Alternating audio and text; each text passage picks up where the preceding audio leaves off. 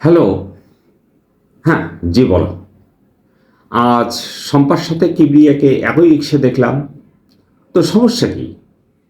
মানে চাচা, এই আর কি, আপনাকে মেসেজটা দিলাম। পরে যদি কোনো কেলেঙ্কারি হয়। কিসের কেলেঙ্কারি? এই ধরুন, প্রেম প্রেম তো বিয়ের পূর্বে প্রেম করতেই পারে। আমি এতে তো সমস্যার কিছু দেখি না, বরং অবাকই হই। কাউকে না জেনে মানুষ বিয়ে করে কিভাবে? ও, তাহলে তো আপনি নাস্তিক।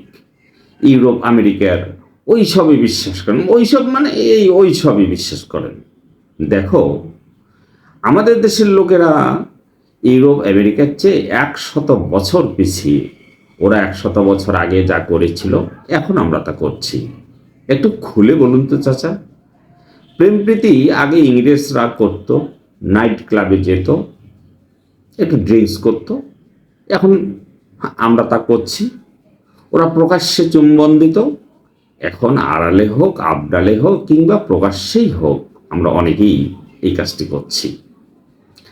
তাহলে তো আপনার ইউরোপ এবং আমেরিকার প্রতি অখণ্ড ভালোবাসা। জি, মিথ্যা বলবো না। ওরা সৎ জাতি। ওরা মিথ্যা বলে না, ওরা ভেজাল দেয় না, ওরা ঘুষ খায় না, রাস্তাঘাট ওদের ঝকঝকে তকতকে পরিষ্কার। তাদের কেন ভালোবাসবো না? শুধু একটাই দোষ, ওদের ধর্মের প্রতি নাকি ভালোবাসাটা দিন দিন কমে যাচ্ছে। আচ্ছা, তাহলে আমেরিকা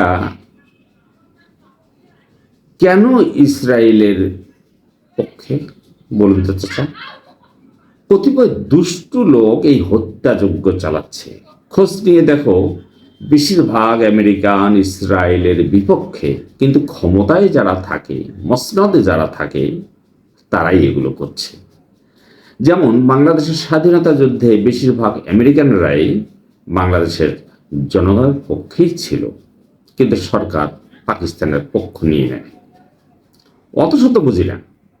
আমি কিন্তু আমেরিকাকে ঘৃণাই করি। হ্যাঁ, তোমার মতো বাপু আমিও। তবে একটা প্রশ্ন করি, উত্তর দেবে? হ্যাঁ, জি বলুন। যদি আমেরিকা তোমাকে ভিসা দেয়, গ্রিন কার্ড দেয়, তাহলে তুমি কি করবে?